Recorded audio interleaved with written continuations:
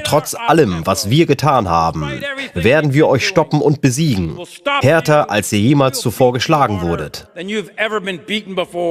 Unterschätzt nicht, dass andere Staaten wie Russland, China, Iran und Nordkorea von uns gelernt haben. Sie haben genau beobachtet, wie wir 1991 und 2003 gekämpft haben.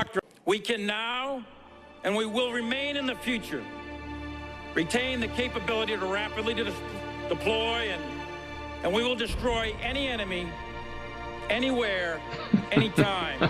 Additionally, the battlefield will be highly complex, almost certainly in dense urban areas. And against in deterring or, if necessary, defeating an aggressive Russia. Defeating an aggressive Russia? That means war.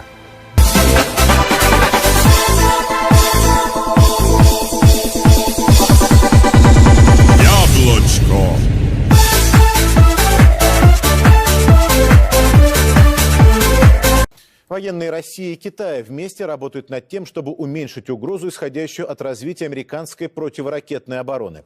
Сегодня планы Вашингтона подробно обсудили на конференции в Пекине. Один комплекс ПРО уже на боевом дежурстве в Румынии, еще один строят в Польше, и Пентагон продвигает планы разместить противоракеты в Южной Корее. Все якобы для защиты от возможного ракетного удара из Ирана и Северной Кореи. Но, уверены и наши, и китайские эксперты, для Соединенных Штатов это только предлог. Система противоракетной обороны существенно меняет баланс сил в области наступательных вооружений, так как позволяет более эффективно планировать превентивный ракетный удар. Истинными целями создания глобальной системы ПРО США являются снижение потенциала стратегических ядерных сил России, а в отношении китайского ракетно-ядерного потенциала получение возможности его полного обнуления. Скрытое создание мощного ударного компонента для возможного нанесения ракетно-ядерного удара по нашим странам, а также расширение возможностей по уничтожению искусственных спутников Земли на низких орбитах.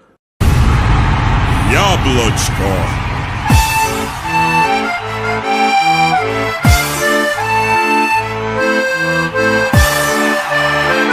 As the Clinton campaign faces more fallout from the apparent hack of campaign chairman John Podesta's personal email, the campaign today called on Trump to condemn what Clinton folks say is Russia's, quote, direct assault on our democracy. Well, when I sat down with Vice President Biden yesterday, I asked him about how the U.S. is responding to all of the recent hacking from Russia.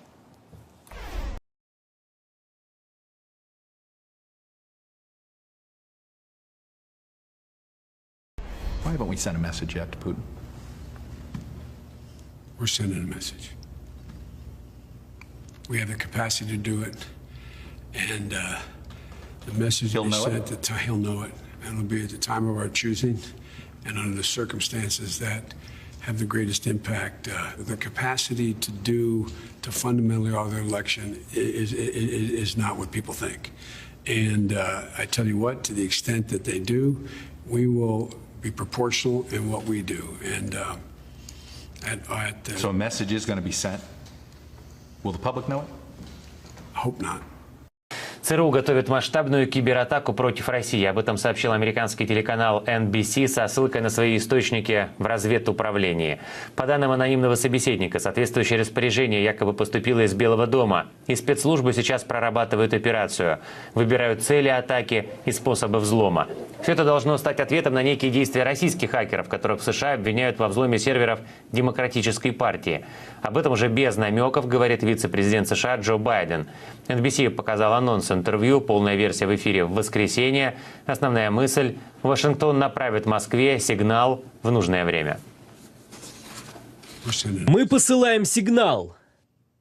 Good evening. There will be no troop movements or a single shot fired. But NBC News has learned exclusively that the United States is poised for an unprecedented retaliatory assault against Russia in response to its interference in the U.S. election. Tonight, high-level U.S. intelligence sources are describing to us details of a CIA-led cyber retaliation against Russian computer systems. And it could get personal, targeting the Russian leadership from Vladimir Putin on down, who the U.S. accuses of sponsoring a series of hacks meant to undermine confidence in the American election. Senior investigative correspondent Cynthia McFadden has details. NBC News has learned the CIA is in the initial phase of a wide-ranging cyber retaliation designed to be both clandestine and embarrassing.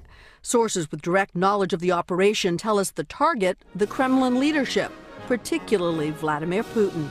If ordered by the White House, the CIA could manipulate things as specific as the banking accounts and personal phones of the Kremlin leadership, responsible for analyzing Russian cyber capabilities. You're seeing it play out between two longtime chess players in this field. We've seen it in past decades in the nuclear era, and now we're seeing it in the cyber era. Unless we stand up to this kind of cyber attack from Russia, we'll only see more and more of it in the future. But tonight, while the CIA continues to lay the technical groundwork, we're being told that there are deep divisions at the top of the Obama administration about whether to proceed, and there are other options being considered. This mission cannot go forward without an order from the president. Lester? Cynthia McFadden tonight. Cynthia, thank you.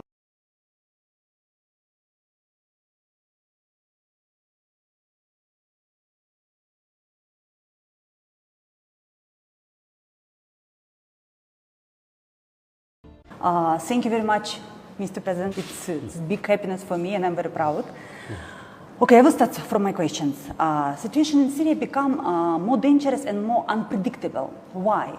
Because this conflict draw inside more participants and more players. For example, who we have now in Syria on the war? Iran, Lebanon, I mean Hezbollah, Russia, Turkey, USA with huge coalition. China show interest. I mean, do you have any concerns that this conflict result in Third World War? Or maybe it's already beginning of Third World War? The Russian, Iran and Hezbollah are our allies, and they came here legally. They support us against the terrorists. While the other countries that you described who are interfering, they are supporting the terrorists. So it's not about the number, it's about the main issue, the terrorism. Second is about the word War III. This term have been used recently a lot, especially after the recent escalation regarding the situation in Syria. I would say what we have now, what we've been seeing recently during the last few weeks and maybe few months, is something like a more than Cold War, less than war, a full-blown war. I don't know what to call it, but it's not something that has existed recently, because I don't think that the West, and especially the United States, has stopped their Cold War even after the collapse of the Soviet Union.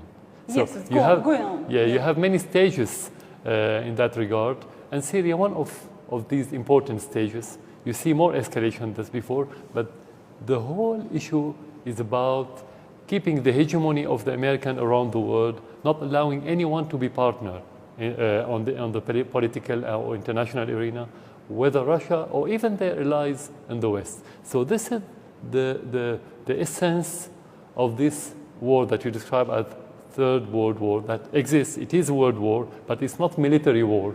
Part of it is military, part of it is terrorism and security, and other part is political. So you're correct, but in different way, not only about Syria. Syria part of this war. But you told Syria became stage of this war. Yeah. Why Syria? I mean, okay, you're a big country, but you have oil, but not like Saudi Arabia. Why exactly Syria? It has many aspects. The first one, if you want to talk about the regional conflict, Syria has good relation with Iran. And Saudi Arabia wanted to, let's say, to destroy Iran completely. Maybe in the political sense and maybe in the material sense or factual sense, for different reasons. So they wanted Syria to go against Iran. That's why destroying Syria could affect Iran negatively. That's how we look at it. The West, for them, Syria and Russia are allies for decades now. And again, if we undermine the position of Syria, we can influence the Russians negatively. But there's something else. It's about the historical role of Syria. Syria has played that role in the region for centuries. It was always the hub of the geopolitical dynamic in the Middle East. So controlling Syria, since the pharaohs, it's before the Christ, since the pharaohs, they used to fight for Syria, the pharaohs and the Hittites. This is historical basis. So it has a role, geopolitics, the position on the Mediterranean, the society, because Syria is the fault line between the different cultures in this region. Whatever happens in Syria will influence the region negatively and positively. So controlling Syria is very important. Although Syria is small, it's very important to control the rest of the region. Second, Syria is an independent country. And the West doesn't accept any independent country, whether Syria is a small country or Russia is a great power. What's their problem with Russia? Because you say yes and no. You have to keep saying yes. So that's the problem with the West. So that's why Syria. Some Western media affirm that the war in Syria now became straight conflict between Russia and USA. You agree with this? Yeah, for a simple reason. When I said at the very beginning that the issue about the terrorism, Russia wanted to fight terrorism for different reasons, not only for Syria, not only for Russia, for the rest of the region, for Europe, for the rest of the world. They understand what the meaning of terrorism prevailing in certain areas. While the United States have always, since Afghanistan in the early 80s, till this day, they think terrorism is a card you can play. You can put on the table. You can put it in your pocket and put it on the table anytime. So you're talking about two different entities, two different ideologies, two different behavior, two different approach. That's natural to have this conflict. Even if there's dialogue, they're not on the same page.